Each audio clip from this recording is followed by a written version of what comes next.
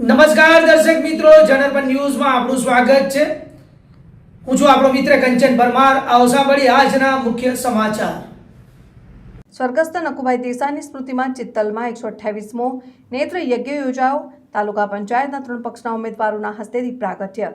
Ranchhoddas hospital Rajkot અને Vidyabharati trust ચિત્તલના સંયુક્ત ઉપક્રમે તારીખ 26મી એપ્રિલ 2026ના રોજ સ્વર્ગસ્થ નકુભાઈ દેસાઈના સ્મરણાર્થે તેમના પુત્ર જીરામભાઈ અને ભાયાભાઈના સહયોગથી 128માં નેત્રની દાન કેમ્પ યોજવામાં આવશે, જેનું ઉદ્ઘાટન ચિત્તલ બેઠક પરથી તાલુકા પંચાયતની ચૂંટણી લડી રહેલા ઉમેદવાર સુરેશભાઈ પાથર, રવજીભાઈ મકવાણા, પરેશભાઈ પલવાર તેમજ વિશ્વ હિન્દુ પરિષદના જિલ્લા અધ્યક્ષ વિજયભાઈ દેસાઈના હસ્તે કરવામાં આવેલ આ પ્રસંગે હિરેનભાઈ ચાવડા વિશેષ ઉપસ્થિત રહેલ।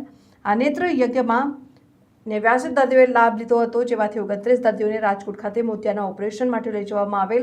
ચૂંટણીના મતદાન વચ્ચે ત્રણેય રાજકીય પક્ષના ઉમેદવારો એક સાથે ઉપસ્થિત રહી દીપ પ્રાગટ્ય કરી સેવા કાર્યને આવકાર્ય। કાર્યક્રમને સફળ બનાવવા માટે સંસ્થાના પ્રમુખ હિતેશભાઈ મહેતા, દિનેશભાઈ મેશિયા, બિપિનભાઈ દવે, સૌજીભાઈ વાઘેલા, છગનભાઈ કાછડિયા, રવજીભાઈ બાબરિયા, રામભાઈ અસલાલિયા, કોડાભાઈ દંદુકિયા, બકુલભાઈ ભીમાણી, જેપી માંગરોળિયા, કાળુભાઈ માંગરોળિયા વગેરે જેમ જ ઉઠાવી રહ્યા છે।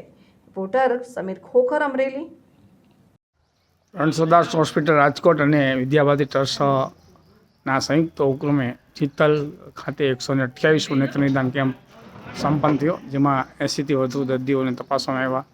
એમાંથી 29 દર્દીઓને મોતિયાના ઓપરેશન માટે રાજકોટ લઈ જવામાં આવ્યા।